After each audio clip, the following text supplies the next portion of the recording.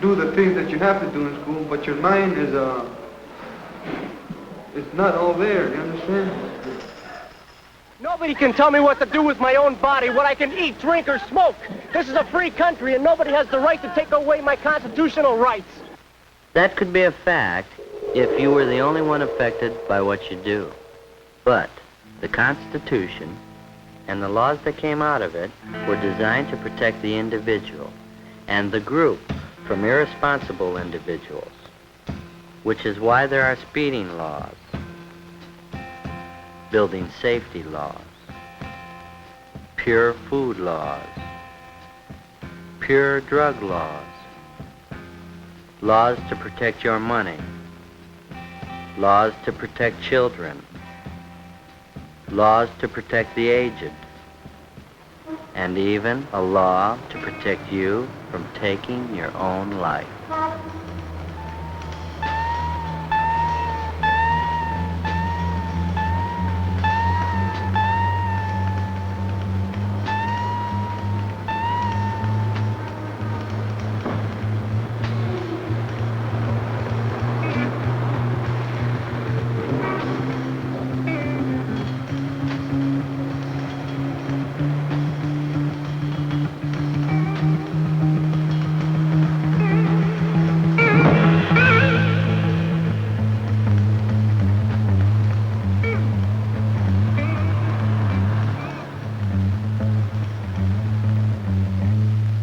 Law after law after law, all of them hopefully designed by a democratic government to protect both the individual and the group.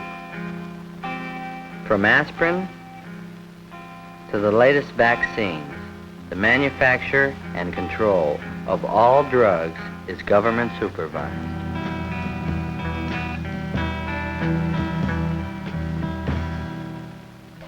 Would you really want it any other way? Like without government supervision?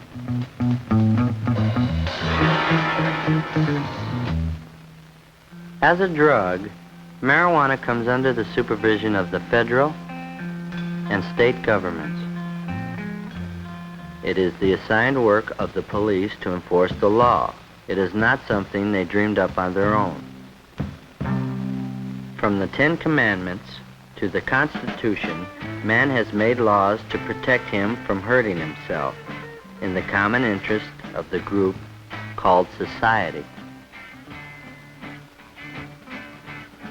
Doctors, psychiatrists, social scientists, chemists, biochemists, basically people who are not primarily concerned with the ethics or morality of the use of marijuana, have provided their expert knowledge to our legislators, which in turn has caused them to pass laws to make marijuana illegal, not as a matter of morality, but as a matter of health, mental health, period.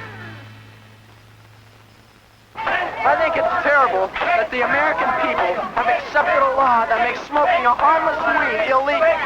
Marijuana is legal all over the world. There's no question about it. Marijuana should be made legal. Now! Now! About it. Many young people agree with that. Let's examine the facts. First, marijuana is not legal all over the world. It isn't legal in Mexico, Egypt, India, Great Britain, China, Japan, or any of the major nations in the civilized world. Nigeria is one of the latest countries to make marijuana illegal. Here, the pusher is given the death penalty.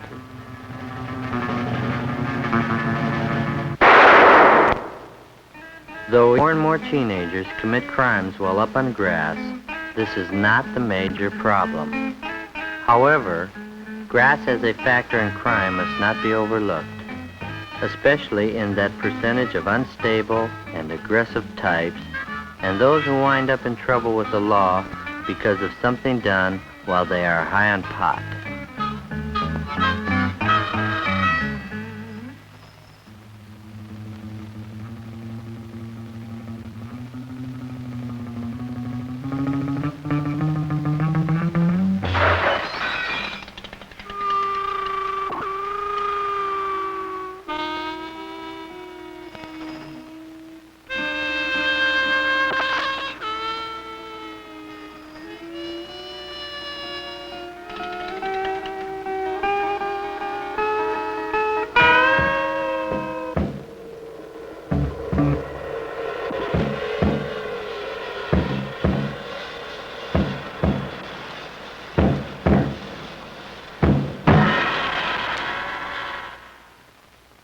Too many average and decent teenagers smoke pot without committing crimes, except for the illegality of the sale, possession, or the use of it.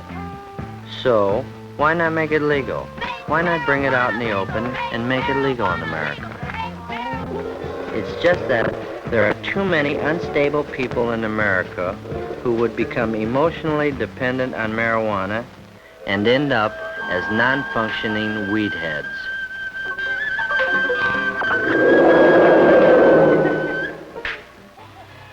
Easy availability and the implied approval of society will, in the opinion of many medical authorities, create a drug dependency problem far more serious than that of the 5 to 6 million alcoholics today.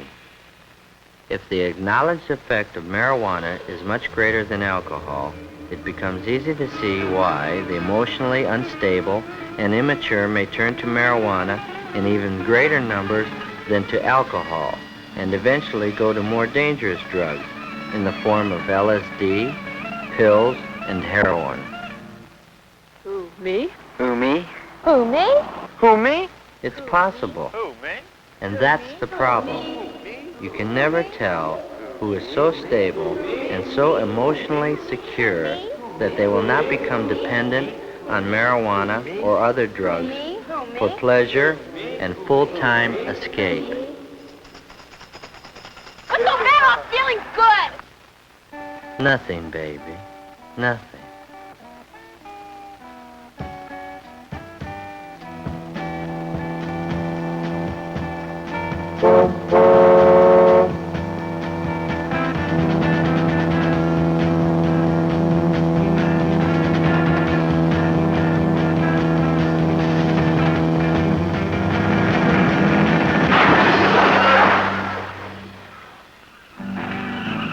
Years ago, only the criminal and socially deprived blew grass or used heroin. Today, the nicest people may be on grass. Why is that a fact? I took it on a dare. But only kids take dares. I dare ya! Come on! Jump! Jump! I dare ya! Jump! Come on, jump! Jump! I dare ya! Jump! Jump! Jump!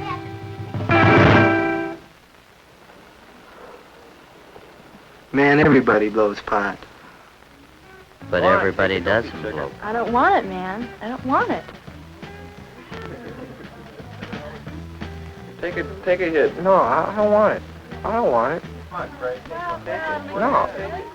Take a drag. It won't hurt you. Come on. You got The first sign of character and emotional weakness is when you do things just because others are doing them. When I'm high, it enhances my creativity. This is the same subject matter and painter for both paintings. One was painted before going up on weed, and the other while high on weed. Can you see any significant creative difference? When I'm high, it enhances my creativity. The artist thinks he's being more creative, but do you see it in his work? To some extent, the very inhibited person may feel a greater freedom to be creative, but this doesn't mean he will have the necessary talent to be so. It really makes me understand myself. If you don't understand yourself when you're down, then there's no logical or scientifically accepted reason that you will when you're high. Besides, while you're up on grass, you may tell yourself only what you want to know, if you are lucky enough not to be on a bad trip and discover a frightening thing about yourself at that time.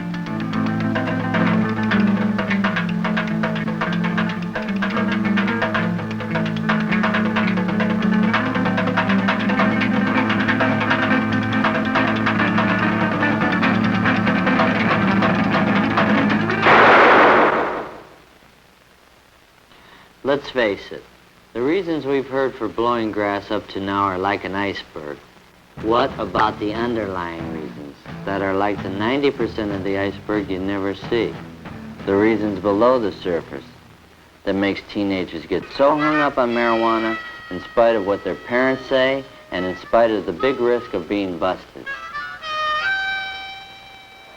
The world stinks. Adults keep making wars. Next war will probably kill everybody on Earth, including me. Parents are hypocrites. They tell us one thing, but then they do another.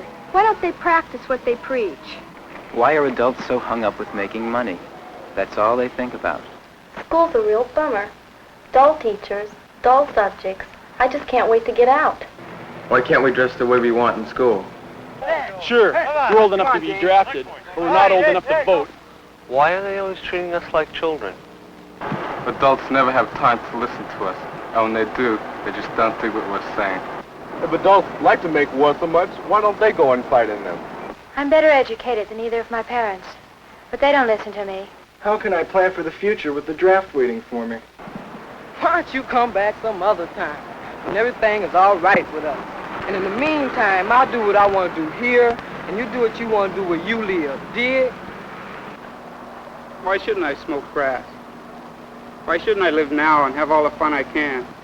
If I don't get killed in the war or by the big bomb, all I can look forward to is making money like my father, and I know he isn't happy. You know, sometimes I think it's like a war. Everyone over 30 is the enemy. Over 30? Over 25. Obviously, these are things that bug a lot of the young people. But this time, rather than hear from the establishment, who run newspapers, radio, television, book and magazine publishing companies, political parties, and schools, let's hear from those other teenagers who aren't smoking pot. Not all teenagers are on grass. I'm not, and my close friends aren't. Every time someone wants to turn me on to pot, they tell me I'll discover myself. Well, I don't need that kind of crutch. Besides, I've never seen any potheads come up with any kinds of answers that help them cope with the kind of problems they have, or I have. I think the teenagers of today are very idealistic, but we don't have definite ways of showing it. We're not old enough to vote, and older people are always telling us what to do. You can't blame us too much for fighting back. But I don't think taking drugs is fighting back. The most you can say for it is it's a sign of rebellion. But what we rebel about isn't changed one bit by getting high on marijuana, because when you come back down, nothing's changed. I think that parents have done the best they can. You can't expect them to know all the answers. Lots of us have had a better education than they have, but that doesn't prevent us from profiting from their experience. I think you've got to be real immature to get hung up on pot. Mature people try to find solutions for their problems instead of trying to find new experiences. I say that teenage is the time to put up or shut up, not to gripe and go on a trip inside yourself, but to have guts like our parents have to have, to go out every day and deal with the things in the outside world that bug them too. Mike.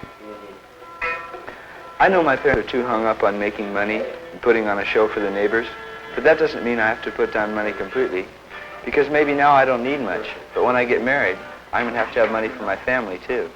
I just don't have to be as materialistic about it, that's all. The world is changing, and some things are still too hard for our parents to understand. But blowing grass, that's really a cop-out, and it won't help our parents understand a darn thing. School is like everything else. You only get out of it what you put into it. It's not a party. The way I look at it, I'm here to learn, even if some of the subjects or the teachers aren't the greatest. I've got to make the best of it. I'm here for an education, and everything extra is just gravy. There really is a communication gap, but I think that if I have a better education and better life than my parents, I should make the first move to make that gap become smaller and smaller. From what I've read and from what I've heard, there are millions of adults over 30 who don't like the establishment or going to war any more than we do. I honestly believe that adults are disappointed in us because it's always been expected of young people to try to change things, to make things better, or at least prepare to change things if we don't like them. Not to cop out on life through grass or other drugs. No, not for me. I'm more interested in dropping into the world